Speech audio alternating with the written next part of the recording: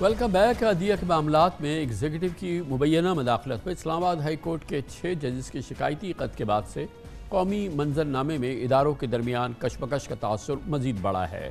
یہ معاملہ supreme court میں تاحال زیر سماعت ہے، لیکن اس کے ساتھ ہی عدالتی امور میں مداخلت پر اب بھی مختلف بیانات سامنے آ رہے ہیں۔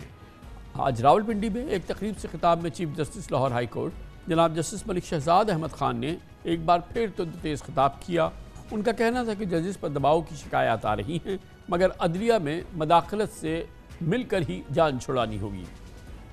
گزشتہ روز بھی chief justice Lahore high court نے کیس کی سماعت کے دوران ریمارکس دیے تھے کہ ججوں پر دباؤ ڈالنے کی کوشش افسوسناک ہے، ملک کو مذاق بنا دیا گیا ہے۔ جسٹس ملک شہزاد احمد خان کا کہنا تھا کہ جو جج پسند نہ آئے اس کے خلاف تقریریں کرنے کا نیا ٹرینڈ شروع ہو گیا ہے۔ ایک طرف مداخلت اور ٹکراؤ کی کیفیت مدھم نہیں ہو پا رہی، تو دوسری جانب الیکشن ٹریبونلز بنانے کے معاملے پر الیکشن کمیشن اور اعلیٰ عدلیہ کے درمیان پنجہ آزمائی کا تاثر ہے۔ شہباز حکومت صدارتی آرڈیننس کے ذریعے ٹریبونلز میں ریٹائرڈ ججز کی تعیناتی کی منظوری دے چکی ہے، جس کے بعد الیکشن کمیشن اور اعلیٰ عدلیہ کے سامنے اور ایک دوسرے کے آمنے سامنے ہونے کا تاثر گہرا ہوتا جا رہا ہے۔ اسلام آباد ہائی کورٹ نے الیکشن کمیشن کے قائم کردہ نئے ٹریبونل کو کام کرنے سے روک دیا، جبکہ لاہور ہائی کورٹ کے ٹریبونلز کی تشکیل کے فیصلے کو الیکشن کمیشن نے کل سپریم کورٹ میں چیلنج کر دیا۔ آج سپریم کورٹ نے الیکشن کمیشن کی اپیل پر 20 جون کو سماعت کے لیے مقرر کر دی ہے، جبکہ چیف جسٹس قاضی فائز عیسیٰ جسٹس نعیم اختر افغان پر مشتمل 2 رکنی بینچ کیس کی سماعت کرے گی۔ الیکشن کمیشن کا ٹریبونل کے معاملے پر لاہور ہائی کورٹ اور اسلام آباد ہائی کورٹ کے ساتھ کیا قضیہ ہے، یہ آپ کو بتاتے ہیں اس رپورٹ میں۔ 4 اپریل کو لاہور ہائی کورٹ نے ٹریبونلز کی تشکیل کے لیے الیکشن کمیشن کو خط لکھ کر 6 ججز نامزد کیے تھے، تاہم الیکشن کمیشن نے 22 دن کے بعد 26 اپریل کو لاہور ہائی کورٹ کے نامزد کردہ صرف 2 ججز کا نوٹیفیکیشن جاری کیا۔ اس نوٹیفیکیشن کو پی ٹی آئی کے رہنما سلمان اکرم راجہ نے لاہور ہائی کورٹ میں چیلنج کیا تھا، جس پر عدالت نے الیکشن کمیشن کا نوٹیفیکیشن معطل اور chief justice Lahore high court کے نامزد کردہ 6 ججز کی ایک ہفتے میں ٹریبونل میں تعیناتی کا حکم دیا تھا۔ عدالت نے اپنے تحریری فیصلے میں الیکشن کمیشن کے نوٹیفیکیشن کو غیر قانونی اور اختیارات سے تجاوز کے مترادف قرار دیا۔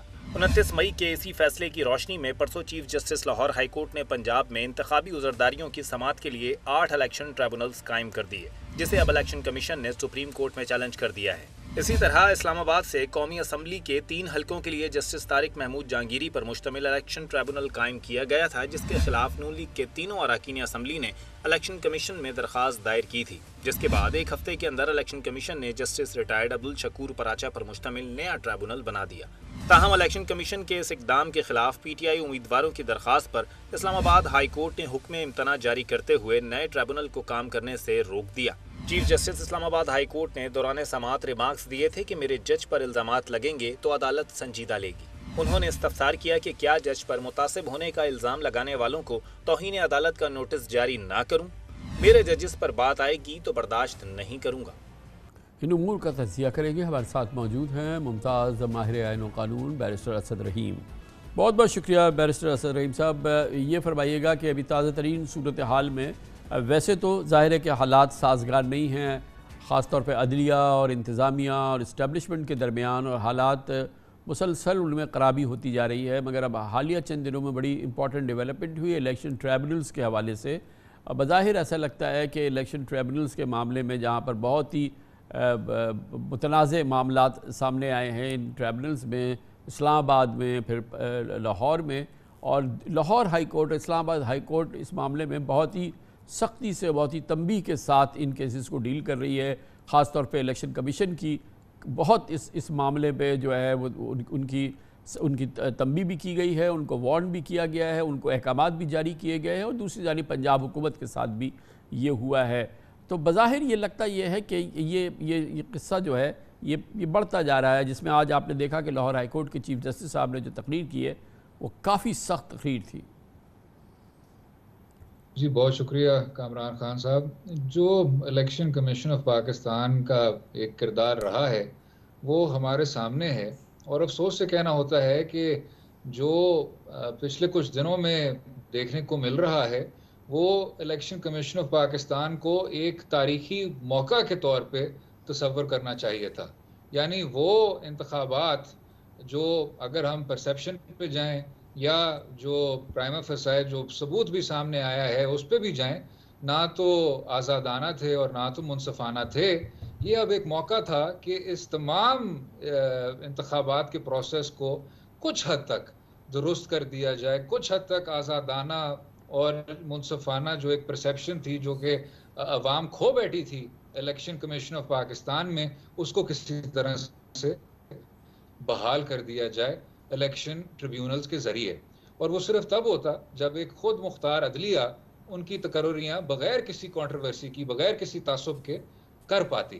لیکن جس طرح آپ نے اپنے ابتدائیہ میں ذکر کیا، جو رکاوٹیں الیکشن کمیشن آف پاکستان اسلام آباد ہائی کورٹ اور لاہور ہائی کورٹ کے اس تسلسل میں ڈال رہی ہے، میں سمجھتا ہوں وہ اپنے ہی آئینی کردار سے بے تحاشا انحراف. اور اس میں یہ صرف عدلیہ کا معاملہ نہیں ہے، دوسری جانب ہم یہ دیکھ رہے ہیں کہ الیکشن کمیشن بھی جو ہے ان معاملات پہ جو کہ ان ٹرائبونلز کے احکامات ہیں، جو اس حوالے سے اسلام آباد ہائی کورٹ کے خود جج صاحب ہیں جو اسلام آباد کے حوالے سے انہوں نے احکامات جاری کیے ہیں، پھر پنجاب میں بھی جو ہیں وہ جو چیف جسٹس صاحب نے ٹرائبونلز نامزد کیے اس کو نہیں تسلیم کیا خاص طور پہ الیکشن کمیشن نے. تو یہ لگ رہا ہے کہ بظاہر اس میں بڑا کلیدی کردار جو ہے وہ خود الیکشن کمیشن کا ہے.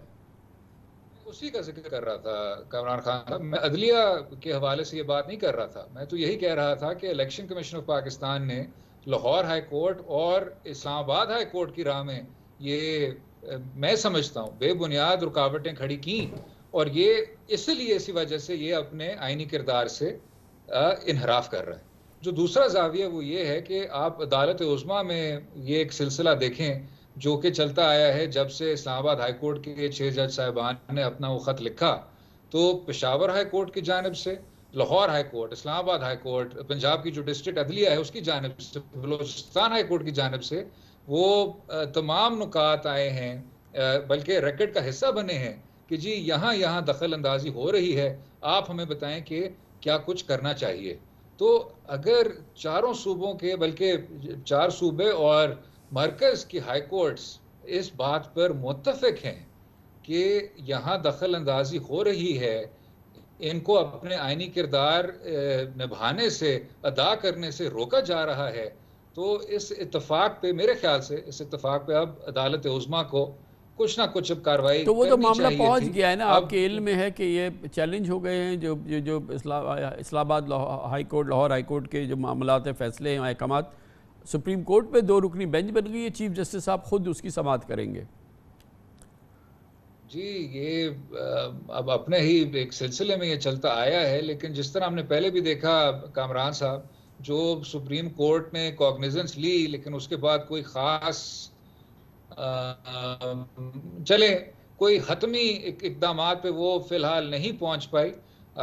ہم یہ توقع کرتے ہیں اور ہر ایک وکیل، ہر ایک شہری، ہر ایک قانون کا طالب علم یہ توقع کرتا ہے کہ عدالت عظمیٰ ایک حتمی حل نکالے گا.